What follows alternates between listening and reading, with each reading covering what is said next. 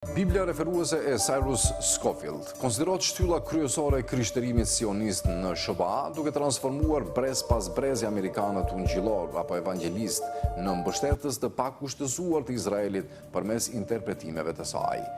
Biblia Scofield ka ndikuar drejt për drejt tek presidentët amerikan dhe politikanët në përgjithësi, dhe i ka bërë ata më të gatshëm për të mbështetur Izraelin, duke shpërfillur shpesh interesat e popullit amerikan dhe duke injoruar të drejtat e palestinezëve. Siç shkruan Mike O'Cahill, karriera e Scofieldit me mashtrime dhe lidhje të fuqishme financiare dhe politike tregon se misioni i tij fetar nuk ishte thjesht teologjik, por pjesë e një projekti të madh për të futur ide sioniste në protestantizmin amerikan dhe për të krijuar mbështetje për Izraelin. Një kom që kryen mëkatin e antisemitizmit, sjell gjykim të pashmangshëm. Këto janë disa vargje nga Biblia referuese e Cyrus Scofield, që konsiderohet shtylla kryesore e krishterimit sionist. Që kur u botua për herë të parë, më 1909, Biblia referuese Scofield ka bërë që 10 miliona amerikanë të bëhen sionist pa kompromis, shkruan eksperti marrëdhënieve SBA Izrael, Mike O'Cahill. Kur John Hagee, themeluesi i Christian United for Israel, CUFI, tha se 50 milion të krishterë evangelist që besojnë në Bibël bashkohen me 5 milion hebrenj amerikan duke qëndruar së bashku në mbështetjet e Izraelit, ishte për Biblën Scofield që ai po fliste. Edhe pse Biblia referuese Scofield përmban tekstin e versionit të autorizuar King James, ajo nuk është Biblia tradicionale protestante, por interpretimi i shënimeve të Cyrus Scofield që paraqet problemin.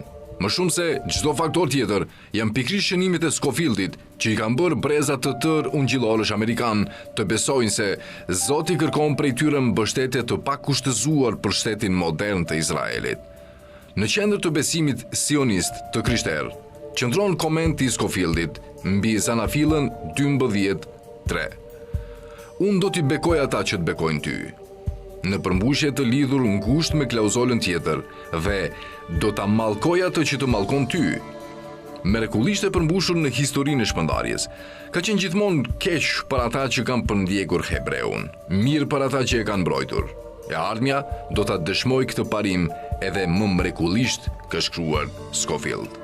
Duke mbështetur te ky interpretim mjaft tendencioz i Scofieldit, Hagee pohon: njeriu ose kombi që ngres zërin ose dorën kundër Izraelit fiton zemrimin e Zotit.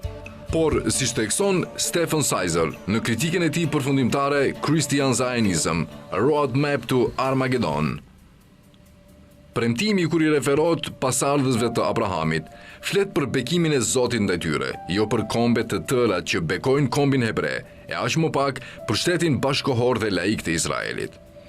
Me gjithë të lexim më ortodoks, Biblia e re Scofield, botuar nga Oxford University Press në vitin 1984, e forcoi interpretimin e Scofieldit duke shtuar: një kom që kryen mëkatin e antisemitizmit, sjell gjykim të pashmangshëm.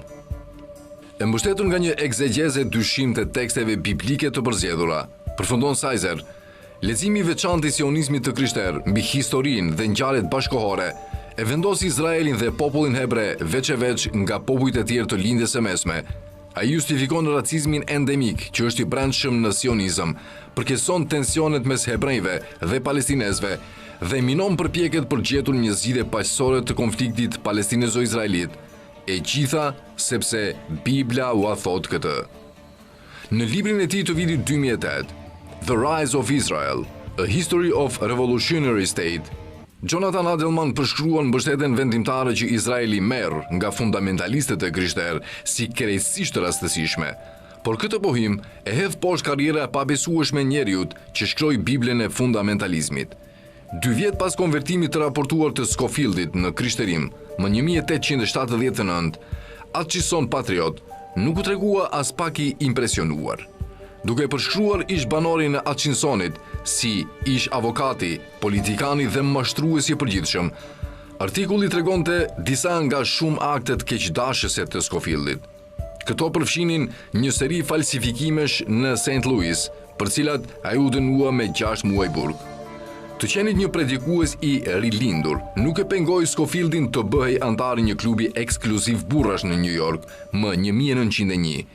Në biografinë e tij rëndqethëse, The Incredible Scofield and His Book, Joseph Canfield sugjeron: pranimi i Scofieldit në Lotus Club, që nuk mund të ishte kërkuar prej Scofieldit, forcon ndryshimin që ka dalë edhe më parë, se dikush po drejtonte karrierën e Scofieldit.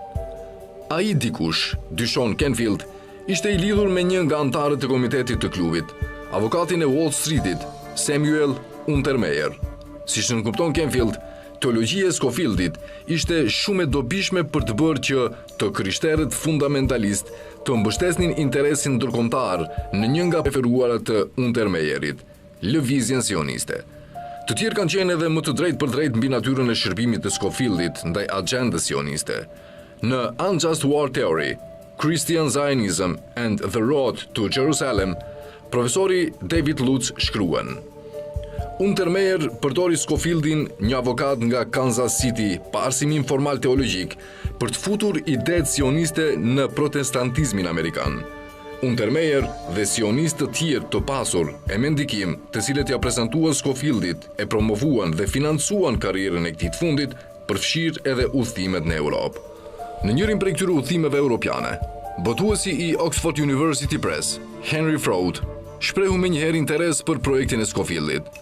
Sipas një biografie të Fraudit, megjithse botuesi i OUP-s nuk ishte demonstrativ në pikpamjet e tij fetare, gjithë jetën e tij të krishter ai ishte i lidhur me vëllezër të njohur si ekskluziv.